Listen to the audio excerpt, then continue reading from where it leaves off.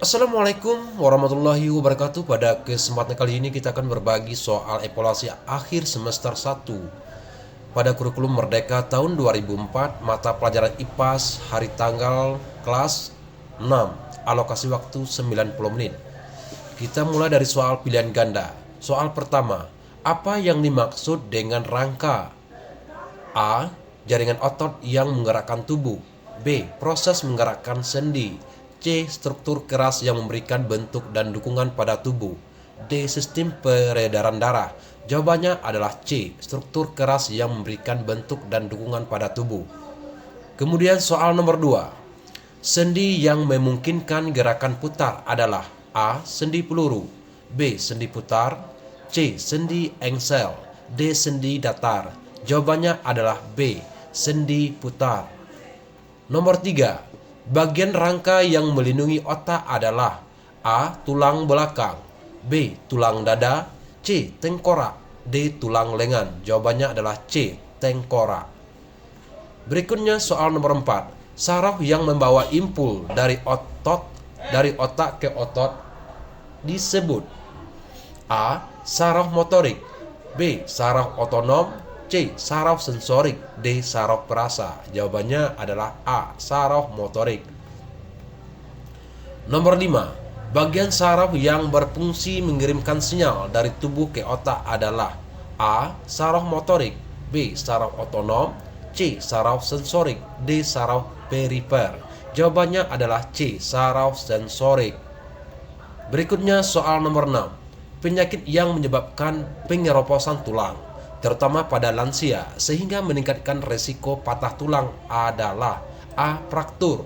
B. Skoliosis. C. Osteoporosis. D. Rematik.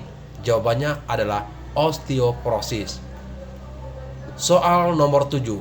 Penyakit asam urat yang menyerang persendian dan sering terjadi akibat tingginya kadar asam urat dalam darah disebut A. Rematik.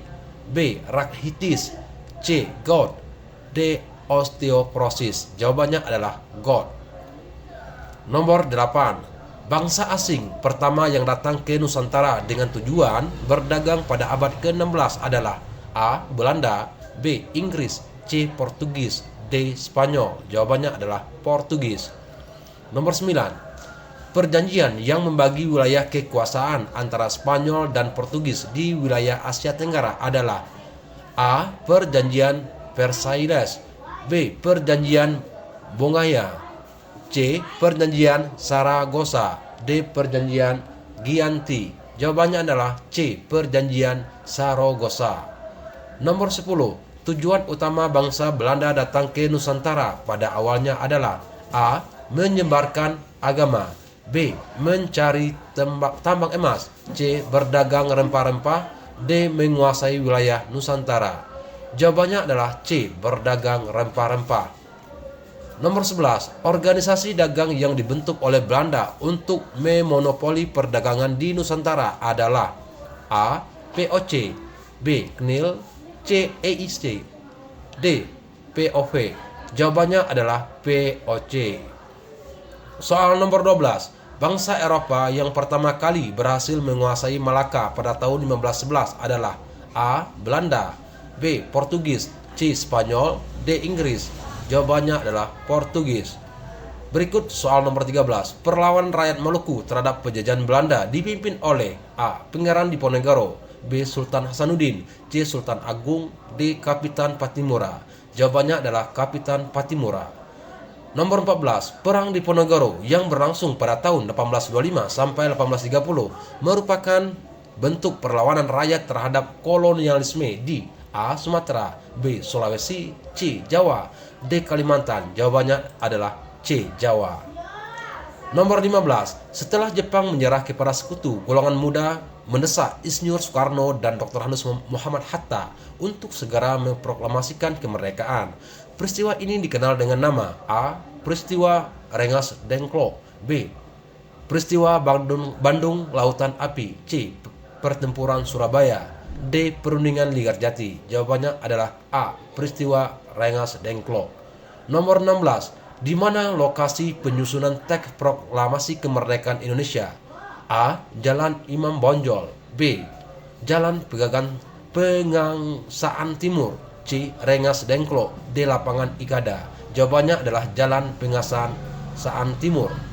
Nomor 17. Benua yang memiliki jumlah penduduk terbesar di dunia adalah A. Afrika, B. Asia, C. Amerika, D. Eropa. Jawabannya adalah Asia. Soal nomor 18. Organisasi internasional yang bertujuan menjaga perdamaian dunia dan terdiri dari hampir semua negara di dunia adalah A. ASEAN, B. PBB, C. NATO, D. G20. Jawabannya adalah B. PBB. Nomor 19. Organisasi yang dibentuk untuk memperkuat kerjasama di kawasan Asia Tenggara adalah A. PBB, B. NATO, B. ASEAN, D. APEC. Jawabannya adalah C. ASEAN. Soal nomor 20. Salah satu dampak positif dari globalisasi dalam bidang ekonomi adalah A. Munculnya budaya konsumtif, B. Meningkatnya perdagangan internasional, C. Persaingan bisnis yang ketat, D. Berkurangnya lapangan kerja lokal. Jawabannya adalah B. Meningkatnya perdagangan internasional. Kemudian soal isian singkat. Rangka manusia terdiri dari titik-titik tulang. Jawabannya adalah 206 tulang. Nomor 2. Sendi yang terdapat di siku-siku dan lutut disebut sendi. Jawabannya adalah sendi engsel. 3. Otot yang berfungsi untuk memompa darah ke seluruh tubuh adalah otot jantung. 4. Faktor yang dapat menyebabkan osteoporosis ialah, jawabannya adalah usia yang lanjut dan kekurangan asupan kalsium. Nomor 5. Faktor penyebab perlawanan rakyat Indonesia terhadap penjajahan. Jawabannya adalah ketidakadilan ekonomi dan penindasan politik oleh penjajah. Nomor 6. Perjanjian yang mengakhiri Perang Padri di Sumatera Barat ialah Perjanjian Masang. Nomor 7. Jawaban yang mendampingi Soekarno dan Hatta ke Rengas Dengklok pada tanggal 16 Agustus 1945 ialah golongan pemuda di antara Soekarni dan Wikana. Nomor 8. Teks proklamasi disusun pada tanggal 16 Agustus 1945 malam di rumah A. Jawabannya adalah di rumah Laksmana Maeda. Nomor 9. Gurun terluas di benua Afrika ialah Gurun Sahara. Nomor 10. Hubungan atau kerjasama yang terjalin antara dua negara disebut hubungan bilateral.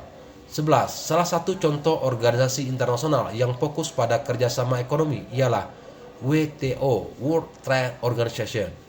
Nomor 12. Untuk meningkatkan kerjasama dan stabilitas di kawasan Asia Tenggara merupakan salah satu bentuk tujuan dari organisasi ASEAN.